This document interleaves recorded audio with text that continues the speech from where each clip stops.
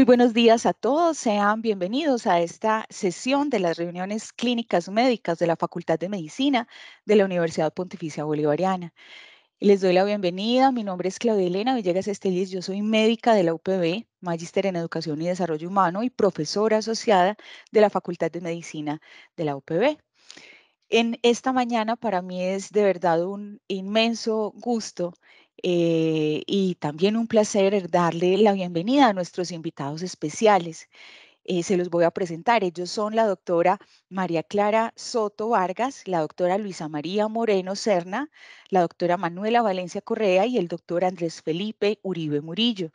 Ellos hacen parte no solamente del grupo de estudiantes de especialización, de residentes de los programas de ginecología y obstetricia y pediatría de la Facultad de Medicina de la UPB, también ellos son profesores, algunos de ellos son profesores de estas mismas áreas y especialistas en la Clínica Universitaria Bolivariana. En el día de hoy vamos entonces a tener un tema que es muy interesante porque hace una integración desde el núcleo común de perinatología de las áreas clínicas de la mujer y clínicas del niño. Este tema, precisamente entonces, que va a ser presentado en esta integración, se titula Actualización en pesquisa obstétrica y neonatal. Agradecemos también a las personas que se han conectado con nosotros en esta mañana. Y les recordamos que pueden anotar sus preguntas, sus comentarios en el chat y que esta sesión está siendo grabada para estar disponible en el canal YouTube Saludable de la Universidad Pontificia Bolivariana. A todos, muchas gracias por acompañarnos. Le damos la bienvenida a nuestros expositores y esperamos que disfruten esta sesión. Doctora Luisa, muy buenos días, sea bienvenida. Adelante. Buenos días, muchísimas gracias. Bueno, me presento nuevamente. Mi nombre es Luisa María Moreno, yo soy residente de primer año de ginecología y obstetricia. El día de hoy la idea es hablar, como lo decía usted, de pesquisa obstétrica y neonatal. Voy a iniciar yo con el tema de pesquisa obstétrica. La idea es que hablemos de algunas de los exámenes y pruebas que se realizan durante el embarazo, como tamización. Entonces, vamos a iniciar con la tamización de aneuploidías. La aneuploidía se define como un cromosoma extra que está adicional o un cromosoma que está faltante, diferente de las microdeleciones y duplicaciones que son ganancias o pérdidas de porciones de cromosomas. Y esto es importante porque tiene una prevalencia de 1 en 150 nacidos vivos y a medida que el embarazo es más temprano, la prevalencia es mayor porque las aneuploidías pues, se relacionan con pérdidas gestacionales. Y esto tiene mayor relación aún con la edad materna, como vemos en esta tabla de abajo. Tanto la trisomía 21, 18 y la 13 tienen mayor prevalencia a medida que aumenta la edad materna. Y en general, pues como el grupo de anormalidades cromosómicas van a ser más prevalentes en las mujeres con edad mayor de 40 años.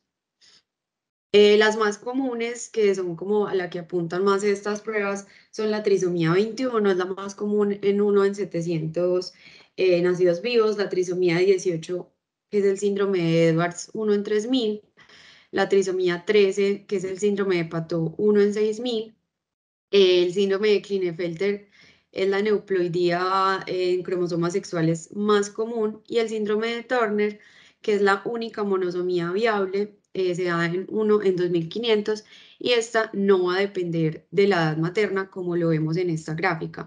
En general, el riesgo de aneuploidías va aumentando con la edad, como lo vemos aquí en la trisomía 21, 18 y la 13, pero el síndrome de Turner permanece igual independiente de la edad materna. Entonces, para esto tenemos el triple screening que no siempre se realizan pues todos, pero este sería como el completo en el que vamos a evaluar la edad materna, los niveles de beta-HCG y de la proteína plasmática A asociada al embarazo, la PAPA, y la translucencia nucal, que es con la ecografía, ya lo vamos a mencionar. Entonces, La idea es que con este screening se calcula pues el riesgo de que pueda tener el embarazo una neuploidía. Y vemos acá, por ejemplo, la beta-HCG y la papa que normalmente, em, pues aquí en negro vamos a ver las pacientes que tienen embarazos euploides comparado con la trisomía 21, por ejemplo, en la que los niveles de la beta-HCG medidan en múltiplos de la media van a ser en general mayores y la papa, los múltiplos de la mediana van a ser menores. Entonces, en general, las tres trisomías 21, 13 y 18 van a asociarse, como ya les dije, a una edad materna avanzada, un descenso de la proteína plasmática asociada al embarazo y a un aumento pues de la beta-HCG. Y en cuanto a la translucencia nucal, entonces la translucencia nucal es un espacio líquido subcutáneo que lo vemos aquí en esta imagen, que va a estar en la región cérvico-dorsal del feto, del embrión, perdón, y lo que buscamos es un aumento en esa translucencia nucal que se define pues como alterado cuando está mayor del percentil 95 para la edad gestacional. Aquí en esta gráfica vemos como dependiendo de la longitud craneocaudal, entonces vamos a encontrar el percentil de la translucencia nucal. En términos generales, el percentil 99 va a estar en 3,5 milímetros y esto nos va a determinar el riesgo de aneuploidías. Aquí abajo vemos que para la trisomía 21 y la trisomía 18 realmente no es como tan útil esa translucencia nucal porque pudiera estar normal en algunos pacientes, pero en la trisomía 13 sí aumenta pues bastante, entonces por eso es importante. Entonces, las anormalidades cromosómicas van a aumentar exponencialmente con el grosor de esa translucencia nucal. Lo ideal es hacerlo con la ecografía desde la semana 11 a la 13+6. E incluso cuando no haya aneuploidías, pero se encuentra una translucencia nucal aumentada, incluso podría asociarse con un mal pronóstico cuando ese valor está por encima del percentil 99. Aparte en esta ecografía, también vamos a evaluar la presencia de hueso nasal, el ductus venoso, el flujo tricuspido y la frecuencia cardíaca fetal, que van a estar pues como asociados también con ese riesgo de aneuploidías. Y en esta gráfica, en cuanto a la frecuencia cardíaca fetal, entonces como les decía, en la trisomía 13 es en el que más se ve como alterada esa frecuencia cardíaca porque en las otras va a permanecer normal.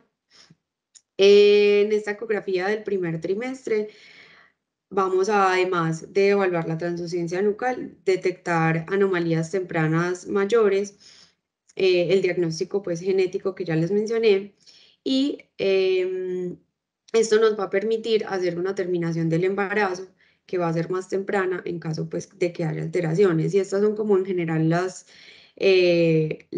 anomalías pues que se pueden detectar más fácilmente en esta ecografía que serían la cránea, la anencefalia, el encefalocele, el higroma quístico, la transposición de grandes vasos de tetralogía de Fallot, la gastrosquisis, onfalocele, la holoprosencefalia, polidactilia, espina bífida, displasia esquelética, entre otros. Pero hay que tener en cuenta que no todas las anormalidades se van a ver en esta ecografía, entonces por eso más adelante pues se recomienda también la ecografía de detalle anatómico para evaluar otras posibles anormalidades que no puedan verse en esta ecografía.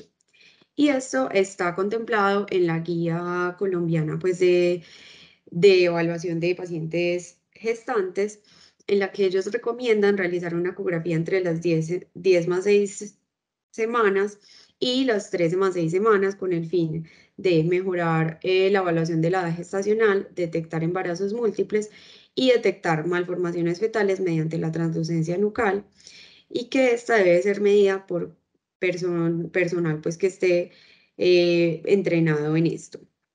Y finalmente, entonces, esta evaluación nos va a definir un riesgo, un alto riesgo cuando es más de 1 en 50, un riesgo intermedio de 1 en 51 o 1 en 1000 y un bajo riesgo menos de 1 en 1000. Y dependiendo pues ya de estos riesgos, ya entraríamos a realizar un diagnóstico. En cuanto a la sífilis, entonces sabemos que en todas las gestantes, desde la inscripción al control prenatal, se debe realizar una prueba rápida treponémica. Y es importante que el diagnóstico inicial sea con la prueba rápida treponémica, ya que si es positiva, desde que es positiva, vamos a iniciar un tratamiento. Posterior a esto, entonces se realizaría una prueba no treponémica para confirmar pues la infección que va a ser reportada en diluciones y ya según los resultados pues determinaríamos qué tratamiento se continúa en la paciente según el estadio de la sífilis. En caso de que sea negativa se va a repetir en cada trimestre, idealmente en el trabajo de parto y parto y en los abortos. En cuanto al VIH, entonces vamos a realizarlo al inicio del embarazo y en el tercer trimestre, ya que en este trimestre podemos ver pues, seroconversiones que inicialmente se mostraban negativas en el primer trimestre y en el parto de posparto inmediato. Entonces, lo que nos recomienda la guía colombiana es que la primera prueba sea una prueba de tercera o cuarta generación, una lisa. Si el resultado es positivo, realizaríamos una segunda prueba que sería pues como la confirmatoria, que ellos dicen idealmente sea una prueba diferente a la que se realizó inicialmente. Si la segunda prueba, si la segunda prueba es positiva, entonces tendríamos un diagnóstico que probablemente sea positivo y realizaríamos una carga viral. Ya con la carga viral, entonces ya podemos brindar pues como el tratamiento para la infección. Si la carga viral es negativa, sería un diagnóstico no concluyente, para lo cual pues haríamos una cuarta prueba. En caso de que la segunda prueba sea negativa, igual está indicada la tercera prueba con la carga viral, que si es detectable pues sería también el diagnóstico y si no es detectable ya descartamos la infección por VIH. Y en esos casos que la tercera prueba fue negativa, entonces que realizamos la cuarta prueba, si la cuarta prueba es negativa, pues ya descartamos la infección. Si es indeterminada, pues no va a ser concluyente y ya dependerá pues del caso si realizamos o no tratamiento. Y si es positiva, entonces confirmamos el diagnóstico. Para la toxoplasmosis, entonces a todas las mujeres embarazadas en el primer trimestre, la idea es solicitar una IgG y una IgM para toxoplasma en caso de que ambos sean negativos. Es una paciente pues que va a ser toxosusceptible y debemos hacer recomendaciones pues para evitar la infección durante el embarazo y seguimiento con IgM mensual. En las pacientes que tienen IgG negativa e IgM positiva, debemos repetir la IgG en 2 semanas. Si esta IgG continúa negativa, pudiéramos estar ante una IgM natural y estas pacientes requerirían seguimiento mensual con la IgG. Mientras que si la IgG se positiviza, entonces sería una seroconversión y ya pues entraríamos como al diagnóstico de la toxoplasmosis. En caso de que ambos sean positivos, debemos realizar una prueba de avidez para poder determinar qué tan reciente es esa infección. Entonces, cuando hay una alta avidez, podemos determinar que es una infección crónica y no requiere pues como mayor seguimiento. Pero cuando la avidez es baja, entonces puede indicar que sea una infección reciente y debemos entrar pues como a un diagnóstico de toxoplasmosis, se haría pues una amniocentesis y ya pues no es el tema de hoy, pero importante pues saber qué podemos hacer ante esos resultados de toxoplasmosis. En cuanto a la rubeola, entonces en todas las pacientes está indicada la IgG de rubeola, idealmente realizar preconcepcional o antes de la semana 16, pues cuando no se realizó preconcepcional, cuando los títulos son protectores, no tenemos que hacer pues como ningún otro diagnóstico, ninguna otra prueba, a no ser pues que la paciente tenga síntomas.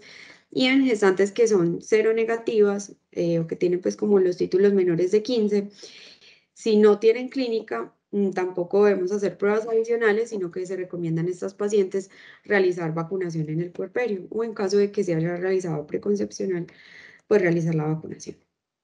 En el caso de hepatitis B, entonces a todas las pacientes también está indicado hacer un antígeno de superficie de hepatitis B en el primer trimestre y en ciertas pacientes de alto riesgo podríamos repetirlos en el tercer trimestre, por ejemplo, paciente que tenga múltiples parejas sexuales, que tenga uso de drogas intravenosas, que tenga contacto con personas que tengan hepatitis B, que trabajen pues en lugares con alto riesgo de contagio, pacientes con uso de hemodiálisis o en ciertas partes pues que haya una seroprevalencia alta de hepatitis B.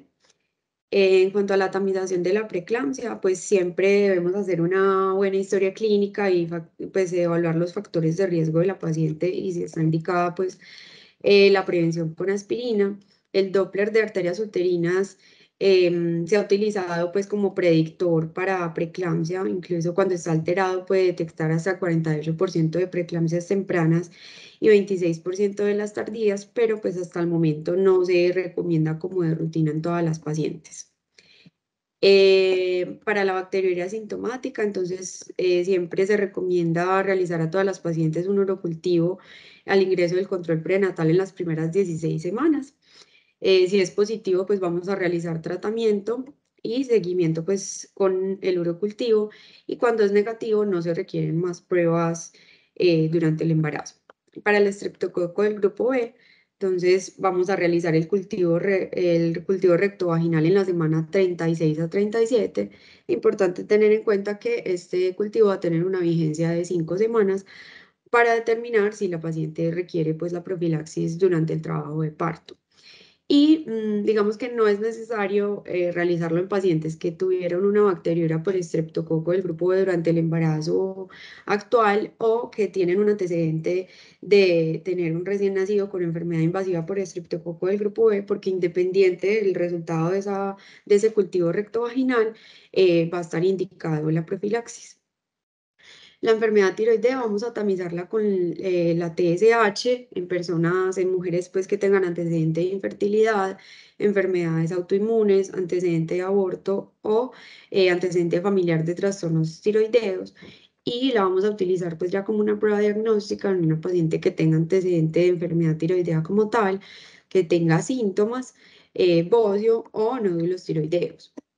La diabetes mellitus, entonces está indicado pues hacer glicemia en ayunas en el primer trimestre para detectar diabetes pregestacional y tener en cuenta los factores de riesgo, mujeres que sean inactivas, que tengan antecedentes familiares en primer grado de diabetes, según la raza, pues nosotros como latinos tenemos ese factor de riesgo, haber tenido un bebé previamente pues que pesara más de 4.000 gramos, diabetes gestacional en previos embarazos, tener hipertensión arterial, dislipidemia, síndrome de ovario poliquístico, obesidad o historia de enfermedad cardiovascular. Entonces, como vemos, pues nosotros de por sí tenemos un riesgo alto, entonces está indicado pues en las pacientes hacer esta glicemia en el ingreso al control prenatal. Y luego en la semana 24 a 28 vamos a realizar la prueba de tolerancia oral a la glucosa de 75 gramos, que es la prueba pues en un tiempo.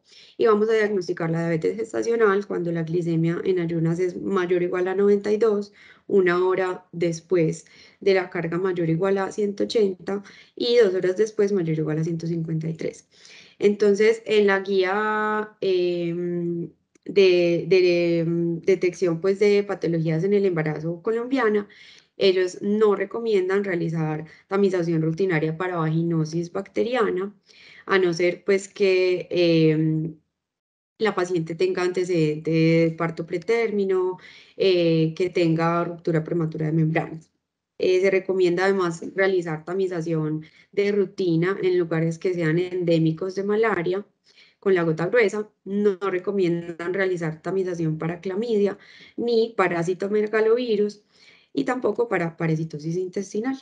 Esto es más o menos como una recopilación de las pruebas de tamización que realizamos en el embarazo. Muchísimas gracias.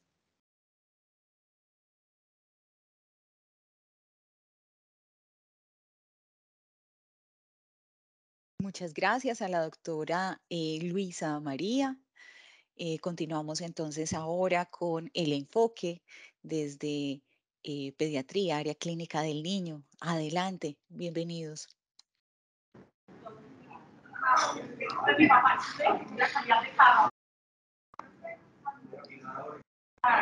Bueno, entonces les voy a compartir pantalla para continuar con la parte neonatal.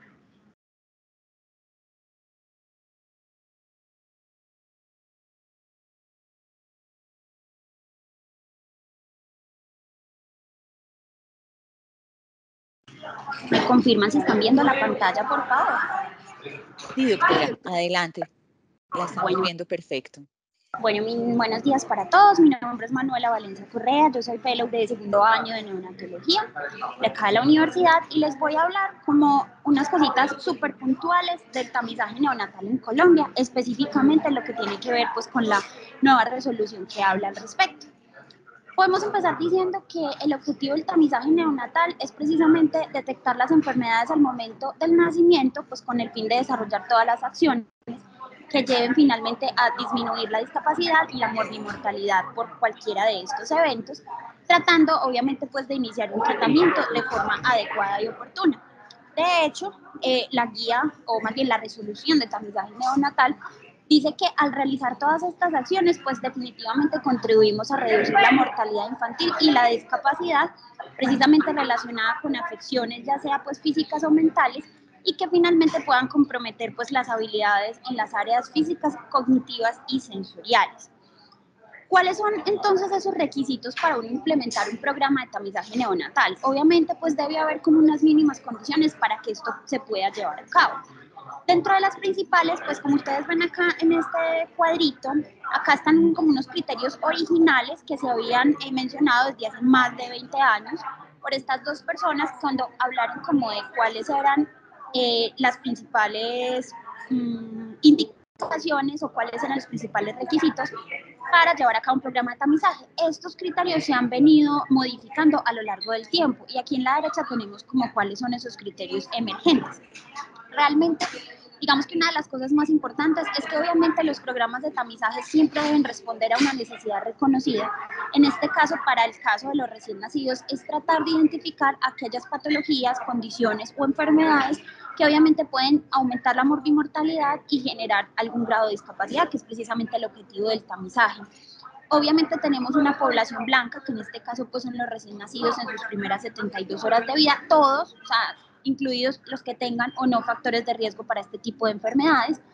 Tiene que haber evidencia científica suficiente y obviamente esto lo tomamos como referencia pues otros países que han llevado a cabo estos programas de tamizaje y que obviamente son supremamente pues costo efectivos.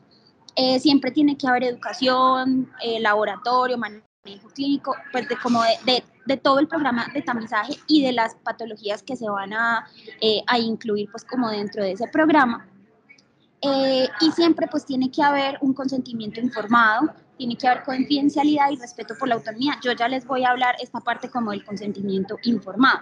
La idea es que todas las personas, la población blanco puedan acceder al tamizaje, es decir, que en Colombia el 100% de los recién nacidos puedan acceder a esto, que hoy en día se hace en el sentido de que el 100% de los recién nacidos prácticamente se les toma pues la TSH neonatal, ¿cierto? Entonces la idea es que con el tamizaje neonatal, que ya les voy a contar pues como que incluye, la idea es que el 100% de los recién nacidos puedan acceder a ello. Entonces, esta es la ley que salió en el 2019, que es la ley 1980 del 26 de julio pues, de ese año, donde nos habla que el tamizaje neonatal en Colombia tiene como principal objetivo precisamente lo que venimos hablando, como esa detección temprana, sobre todo de ceguera y sordera congénitas, y asimismo detectar tempranamente los errores innatos pues, del metabolismo y todas las enfermedades que puedan generar esta mortalidad y esta discapacidad pues, a corto y a largo plazo, ¿cierto? Y esto con el fin de que podamos hacer un diagnóstico temprano para poder evitar la progresión, las secuelas y la discapacidad. es muy importante tener en cuenta que las patologías que se incluyen dentro del tamizaje neonatal tienen actualmente algún tipo de tratamiento, ya sea, por ejemplo, la dieta o algún reemplazo enzimático. Lo que pasa es que como esto no está tan generalizado, pues obviamente hay muchas cosas que no se incluyen, pero el objetivo de incluir esas patologías dentro del tamizaje es precisamente que se pueda ofrecer algo al paciente de forma temprana, pues precisamente para evitar como ese deterioro de la calidad de vida.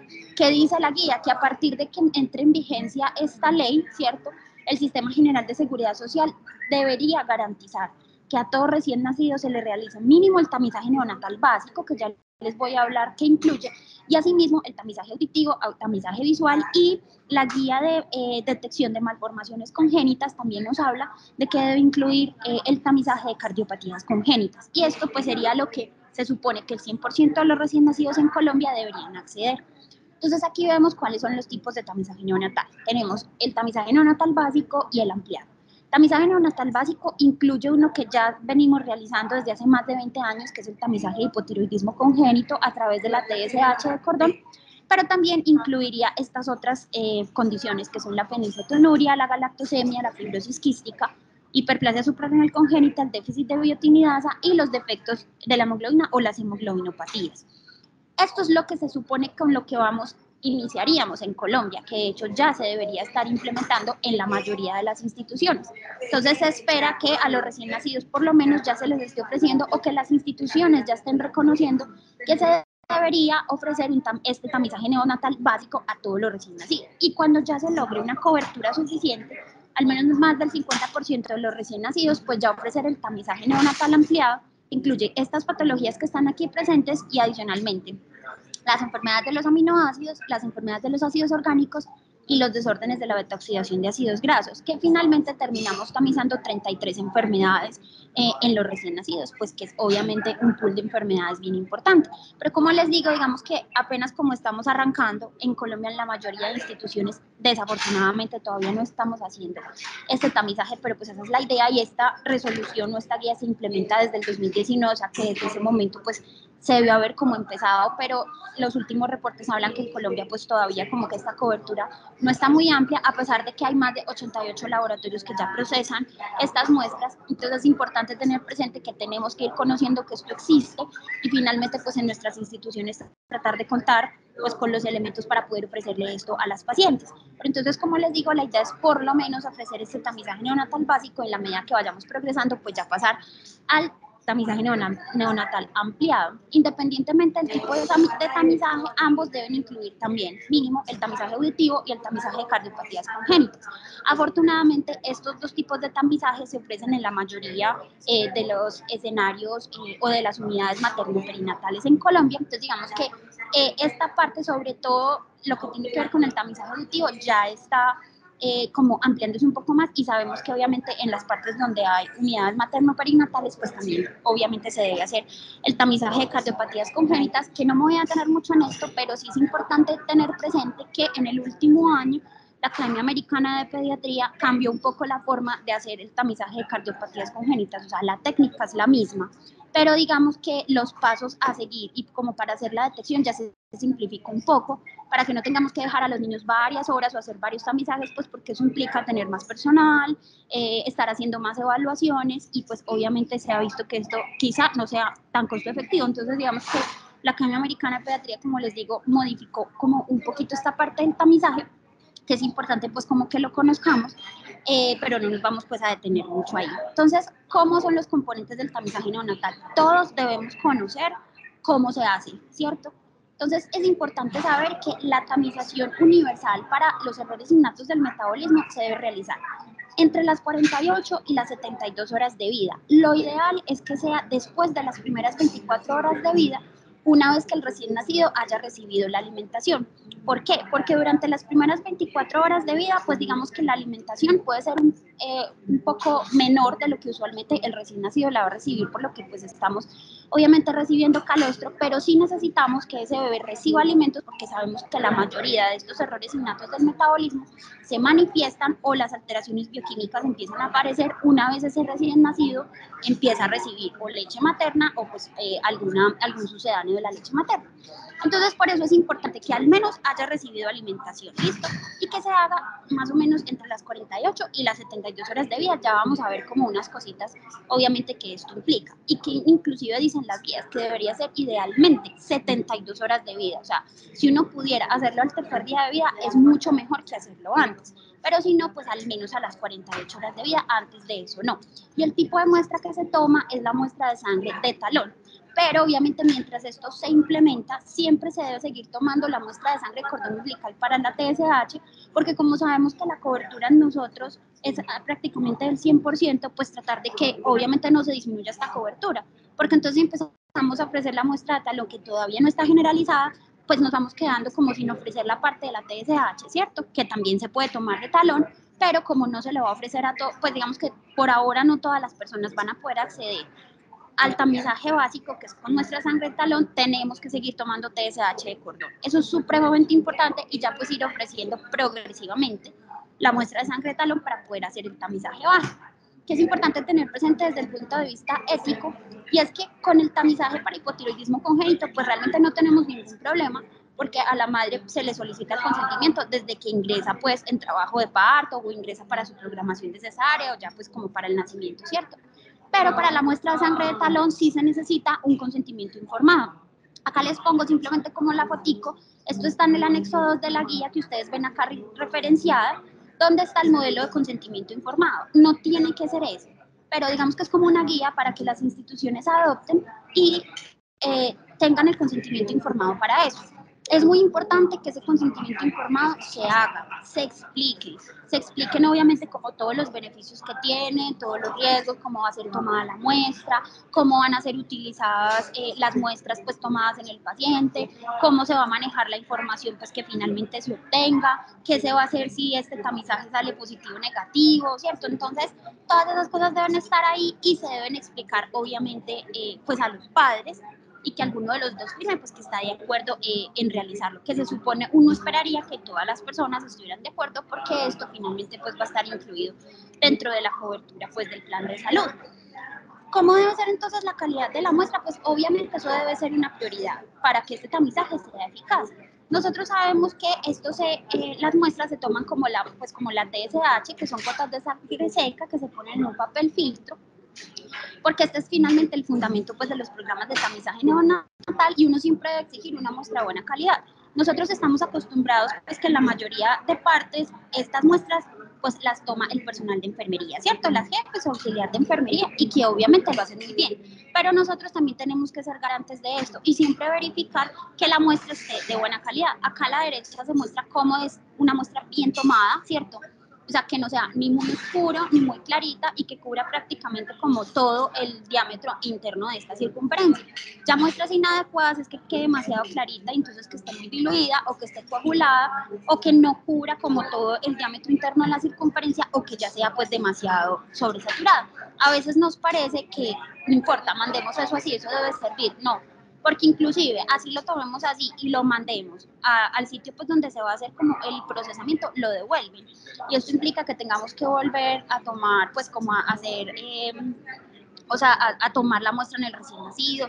Finalmente, desde que al recién nacido ya que chuzarlo, eso es un procedimiento invasivo, ¿cierto? Entonces ya los papás pueden estar renuentes a tener que volver a chuzar pues, al bebé para poder tomar la muestra. Entonces por eso todos tenemos que ser garantes de que la muestra pues quede como bien tomada. Y es muy importante saber que una vez se toma la muestra, se debe dejar secar al menos durante 3 horas, obviamente preservada, cubierta, que no se vaya como a contaminar con otros líquidos corporales y ya posteriormente pues mandarlo al laboratorio pues donde se va a hacer como el procesamiento. Entonces acá les muestro precisamente eso, cuál es la oportunidad de la muestra. Cuando tomamos muestras de cordón umbilical, que en nuestro caso básicamente es para la TSH neonatal, lo ideal es que se tomen los primeros minutos después del pinzamiento, pero debe ser entregado pues al laboratorio en las siguientes 3 horas y sabemos que esto siempre se tiene que documentar en unos libritos que hay como en las áreas materno-perinatales para registrar que se hizo efectivamente ese tamizaje.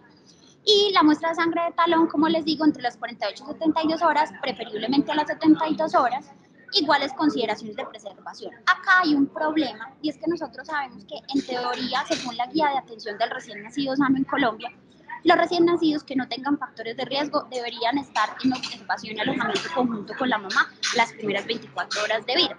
Mientras que los que tengan factores de riesgo o que nazcan por cesárea deberían estar con la mamá al menos 48 horas de vida. Sabemos que en muchísimos escenarios esto no es posible, esto no se hace, ni egresan antes de las 24 horas, a las 6, a las 12 horas.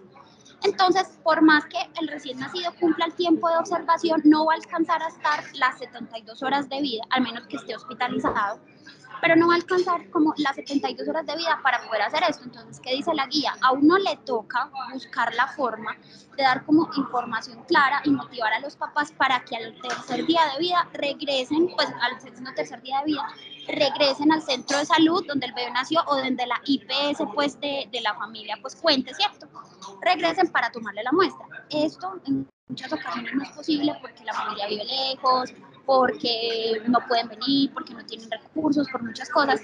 Entonces, es responsabilidad de la IPS, donde nazca el bebé, asegurar que ese bebé se le pueda tomar la muestra a las 72 horas de vida. Inclusive, muchas veces se habla que esas IPS deberían contar con la posibilidad de tomar las muestras a domicilio, o sea, que entonces si no pueden ir por algún motivo, entonces que vayan hasta la casa y le tomen las muestras a ese bebé.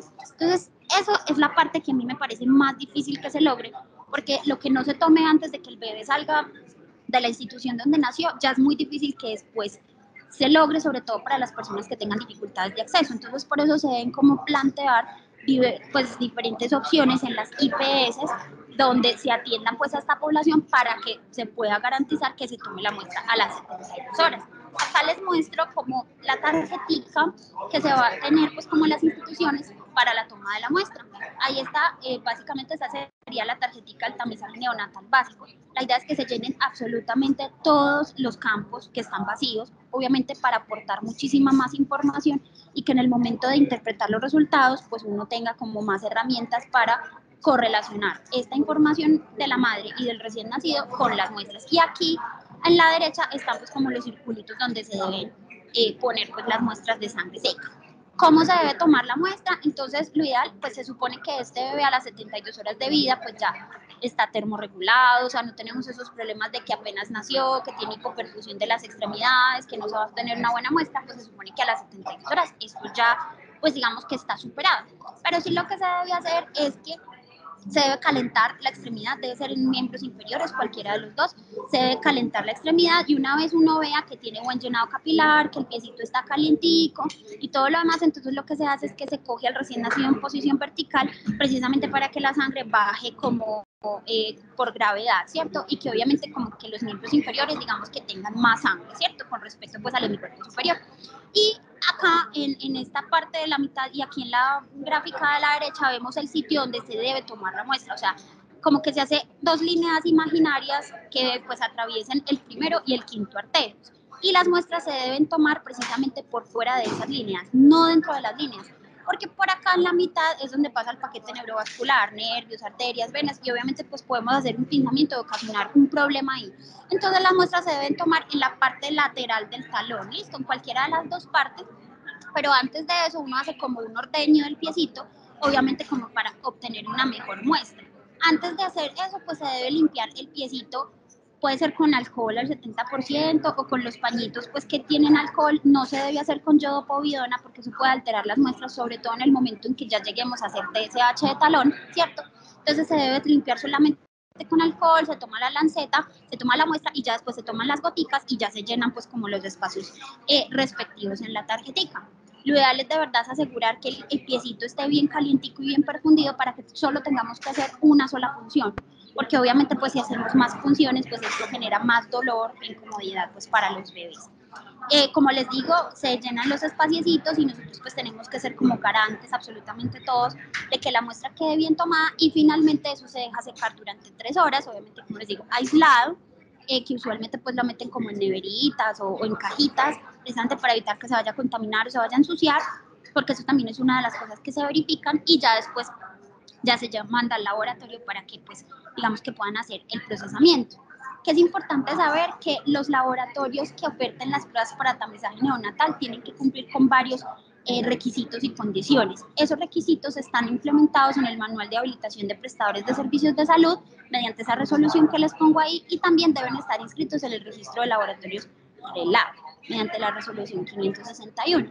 Entonces, como les digo, eso no es pues cualquier laboratorio, ¿cierto? Y es importante que siempre las IPS donde se toman estas muestras verifiquen que el laboratorio al que van a mandar sus muestras, o si es pues de la misma IPS, pues obviamente cuente como con estas dos condiciones. Si uno se mete a la resolución, en la resolución está el listado de todos esos laboratorios por las diferentes ciudades, los departamentos, cuántos son, cuál es el número de registro, y eso es importante tenerlo presente, pues obviamente para evitar como malos procesamientos de las muestras. Y acá les pongo simplemente un ejemplo de cómo se interpretan los resultados.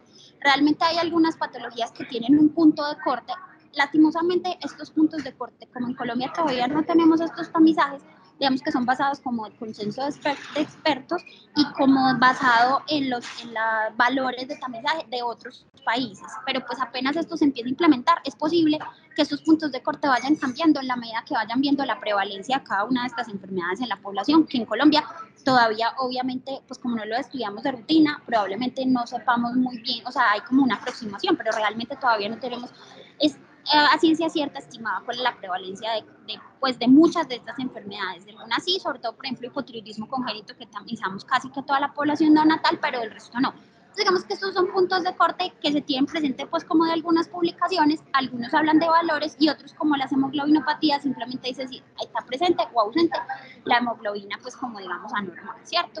Entonces esto pues obviamente no es para que los aprendamos, pero sí es importante que si somos nosotros los que vamos a hacer la asesoría a los papás, pues tengamos en cuenta estos puntos de corte, que esto simplemente nos dice si es positivo o negativo, básicamente, y uno ya después va y hace pues como la prueba confirmatoria.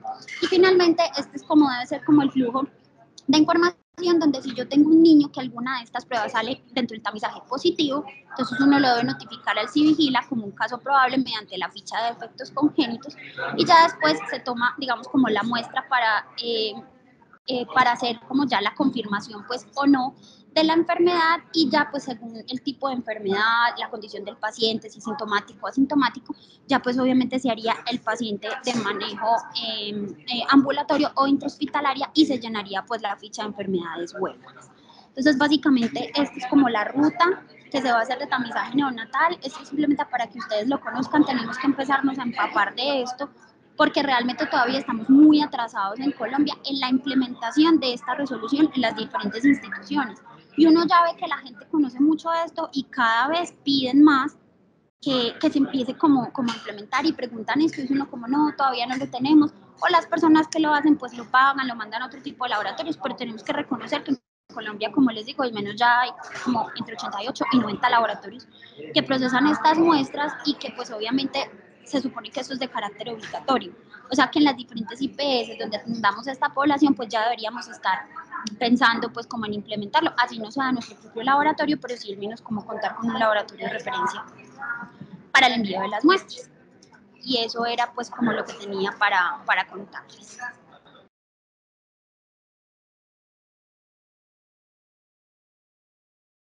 Doctora Manuela, muchísimas gracias por su presentación. Muchas gracias, porque de verdad creo que ha estado sumamente claro y es un mensaje y un referente para nuestros estudiantes también en formación.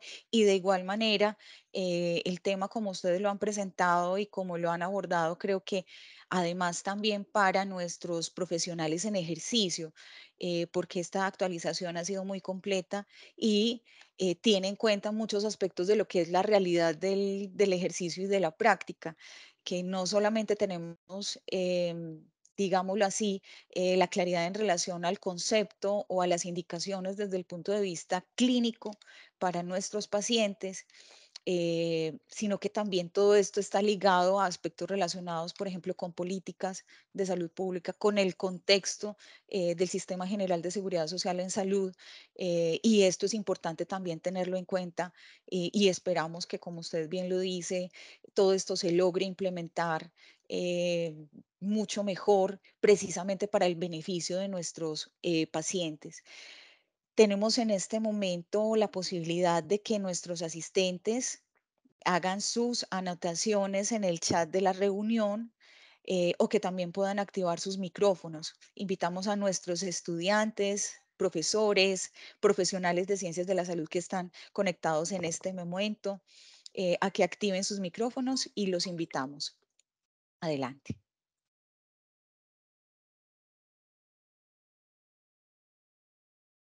Y de igual manera también invitar si los profesores están en este momento. Tenemos por acá una mano levantada, María Carolina Izaza. Adelante, bienvenida. Hola, muy buenos días. No, Muy súper, buenos súper días. chévere y súper interesante la conferencia.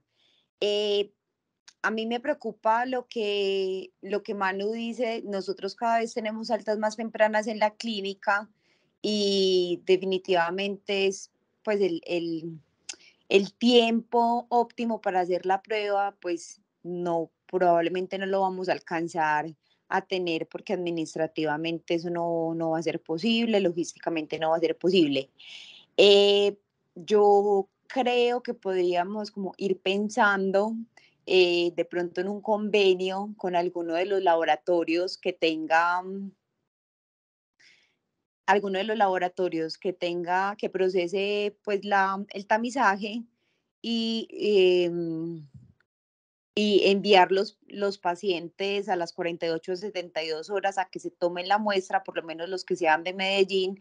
Las personas del área rural siempre son pues como las más damnificadas como con todos estos cambios y que esos resultados nos migren a nosotros a la plataforma en la clínica y que haya, pues nosotros tenemos una enfermera un grupo de enfermeras que nos ayuda con el tamizaje de cardiopatías y la TSH neonatal y el Billy Check, que eso migre y que si alguna de las cositas está alterada, pues el paciente creo que sería responsabilidad de nosotros, pues de la IPS, citarlo para, para la consejería o exámenes adicionales.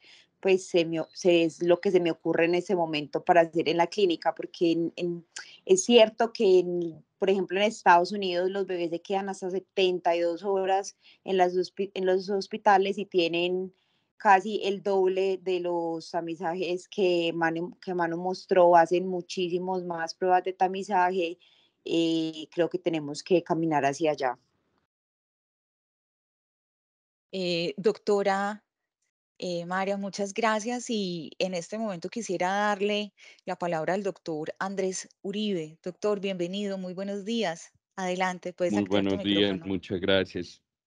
Con lo que Caro está postulando ahí es cierto, la norma técnica entonces como que extiende una gran gama de posibilidades de cómo tomar la muestra, dónde, cuándo, pensando como en todos los escenarios donde nacen bebés en Colombia, ¿cierto? Primer nivel, segundo y tercero, rural, en términos urbanos, en fin. Entonces, la norma define, hay una cosa que es histórica que a ninguno de ustedes les tocó probablemente, pero ya nosotros los más viejitos sí, y es cuando comenzó el tamizaje de hipotiroidismo congénito, se postuló que fuera en talón a las 72 horas, que es la muestra ideal, es la mejor muestra. Y lo que sucedió en Colombia es que se cayó la cobertura a una cobertura supremamente baja porque en en algunos escenarios los pacientes no regresaban o no eran localizables posterior al alta y pacientes que eran positivos no podían ser chequeados. Entonces ahí volvimos a la muestra de talón. Aquí la norma técnica está hablando, bueno, la norma técnica habla se pega de la resolución 3280, donde dice que la estancia mínima es de 24 horas, o sea que hace como una recorderis de que el tema de altas tempranas no está indicado realmente en Colombia. Fue que no nos hayan, en COVID nos abrieron, digamos que de la falta de camas, nos abrieron muchas opciones para ello, pero ya la emergencia por COVID cayó y deberíamos regresar a la 3280 que dice 24 horas. Y dice también que todo paciente a las 24 horas debería salir con la muestra de tamizaje básico tomada. Entonces, digamos que en muchos escenarios, probablemente lo que vamos a tener que hacer como IPS es dejar la mamá 24 horas, asegurarnos que el niño haya comido y ahí tomar la muestra que nosotros necesitamos. No es la mejor muestra como lo mostró Manuela, la mejor muestra es la de las 72 horas, pero lo que quiere el gobierno es que haya cobertura en que haya cobertura con inicialmente una cobertura amplia y posteriormente como ir afinando ese tipo de cosas. Se está trabajando con algunas EPS la posibilidad de que nosotros hagamos las IPS, hagamos el seguimiento de los niños que nacen, o sea, una visita a las 72 horas. Probablemente si esto se puede asegurar, con esa visita se puede tomar la muestra, que es la óptima de talón, y digamos que eso es lo que ahora se está manejando. Es también importante, Manuela lo mencionó, y es que la ley salió con gradualidad, pero la gradualidad termina en el 2023. O sea, el 1 de enero ya deberíamos en toda Colombia estar haciendo tamizaje básico. O sea, las 8 enfermedades metabólicas más lo que describió Manuela como tamizajes intrahospitalarios. Increíblemente, pues, ese tema de que los niños primero y que todo por los niños y todo, pues no deja de ser un cliché. Van a dejar las EPS, van a dejar hasta el 31 de diciembre a las 11 de la noche para implementar el programa de tamizaje. ¿Cuántos niños se pudieron haber detectado en estos 3 años y no se detectaron? No sabemos, pero probablemente una gran cantidad. Entonces, el haberle dado gradualidad ya es un tema político, no haber implementado la ley que estaba aprobada por el Congreso y que estaba presupuesto nacional y en el plan de desarrollo, no haberla implementado en forma inmediata o haber dado un plazo más corto, eso tiene unas razones políticas de fondo, ¿cierto? El programa de tamizaje neonatal en Colombia va a valer aproximadamente 1.2 billones de pesos del presupuesto nacional. Entonces, esa es la razón por la cual lo hicieron gradual. Le dejaron el problema al gobierno que viene y las EPS se van a tomar hasta el último día para esto. Estamos averiguando a quienes les vamos a hacer el tamizaje, a quienes solamente les vamos a remitir la muestra, en fin. Doctor Andrés Uribe, muchas gracias por su intervención. Y también es muy interesante la reflexión que se plantea a la luz de esta situación, porque no solamente es lo que está indicado, por ejemplo, en las guías, en los protocolos, en lo que se define desde el punto de vista académico y científico, también es toda esta implementación que va ligada a lo que es la estructura, las políticas, los lineamientos, por ejemplo, del sistema general de seguridad social en salud, y como usted bien lo menciona, pues como todas estas condiciones que usted acaba de exponer. Tenemos también entonces por acá comentarios en el chat donde, por ejemplo, Luis Miguel Velasco Medina nace el comentario, muy valiosa la charla mostrada, súper interesante todo lo expuesto, e increíble que todo lo que hay que hacer a la hora de que nazca un bebé, porque son todas estas situaciones y condiciones ligadas también a la atención en salud de ese binomio madre-hijo, en el tema de hoy específicamente, pues de lo que tiene que ver con la salud perinatal de los bebés. Y también la doctora María Corelina Izaza felicita a los expositores y en este momento están agradeciendo y felicitando también a los expositores en el chat. No sé si de pronto alguien más quiera hacer alguna otra intervención. Activamos los micrófonos, le damos la bienvenida también en el chat para que puedan interactuar con nuestros expositores, nuestras dos expositoras y también nuestros profesores del posgrado que están en este momento presentes también. Adelante.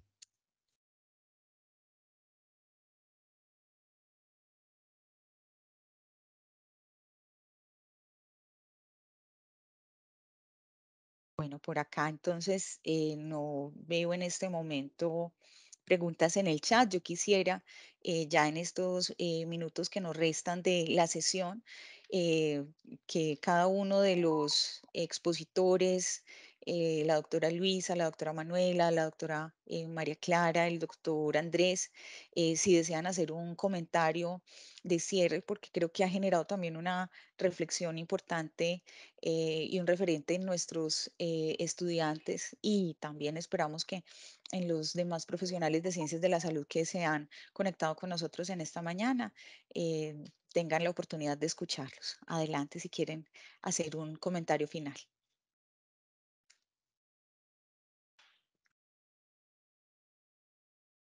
Bueno, nos pareció muy interesante traer este tema porque digamos que a la generación nuestra lo que le tocó en tamizaje fue realmente muy incipiente, unas pruebas bastante escasas y unas enfermedades, digamos, que muy escogidas.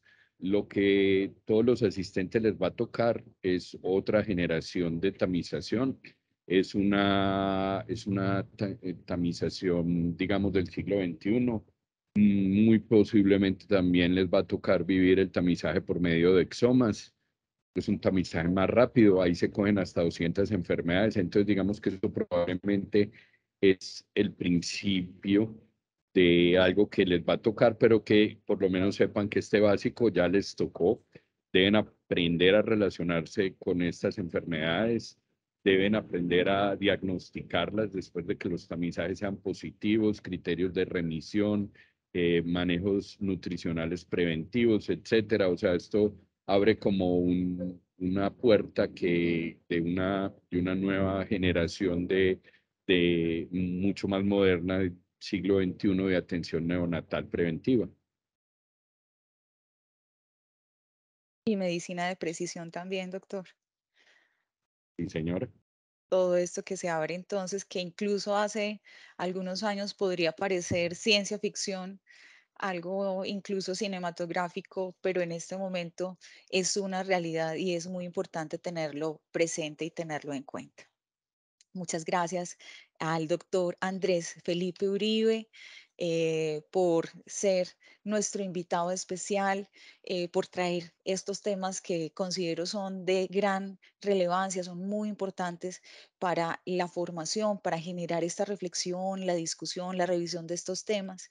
eh, a este espacio, de verdad, muchas gracias por propiciar entonces también esta participación desde el área de clínicas del niño, desde perinatología, gracias a su experiencia y a su conocimiento. Quiero agradecer también en este momento a nuestras expositoras, a la doctora Luisa María, a la doctora Manuela, también a la doctora María Clara. Y a los coordinadores de cada una de las áreas, la doctora Ana María y la doctora Margarita, también por apoyarnos y estar presentes también en estas sesiones de las reuniones clínicas médicas de la Facultad de Medicina de la UPB. A todas las personas que se han conectado con nosotros en esta mañana, muchísimas gracias por su atención, por su asistencia, por su participación y por estar siempre conectados con nosotros. Esperamos que haya sido de su interés, que siga siendo un referente académico importante para su día a día como estudiantes, como profesionales en ejercicio.